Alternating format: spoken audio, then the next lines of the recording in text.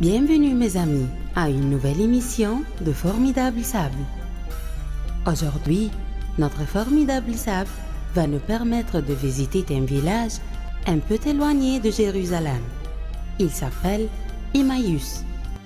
Découvrons ensemble ce qui s'est passé dans ce village d'Emmaüs. Le même jour, quand le Seigneur Jésus est ressuscité, deux disciples allaient à un village nommé Emmaüs, éloigné de Jérusalem de 60 stades, et ils s'entretenaient de tout ce qui s'était passé.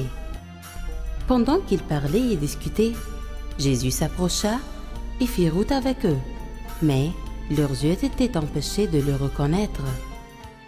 Il leur dit : « De quoi vous entretenez en marchant, pour que vous soyez tout tristes ?»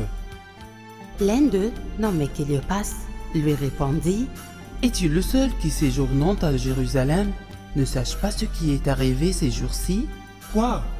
leur dit-il, et ils lui répondirent : « Ce qui est arrivé au sujet de Jésus de Nazareth, qui était un prophète puissant en œuvre et en parole devant Dieu et devant tout le peuple, et comment les principaux sacrificateurs et nos magistrats l'ont livré pour le faire condamner à mort et l'ont crucifié. Nous espérions que ce serait lui qui délivrait Israël, mais avec tout cela, voici le 3e jour que ces choses se sont passées. Il est vrai que quelques femmes d'entre nous nous ont fort étonnés, s'étant rendues de grand matin au sépulcre, et n'ayant pas trouvé son corps. » Et là, le Seigneur Jésus lui répondit, exposant tout ce que les prophètes avaient dit, qu'il devait être crucifié, mort, enterré et ressuscité le 3e jour. Mais jusque-là, les deux disciples ne pouvaient pas le reconnaître. Après que le Seigneur Jésus leur eut longuement parlé, exposant tout, ils s'approchèrent du village où il allait. Alors, ils lui ont demandé de rester avec eux cette nuit-là, parce qu'il commençait à faire noir. Alors, leurs yeux s'ouvriront et ils le reconnurent, mais il disparut de devant eux.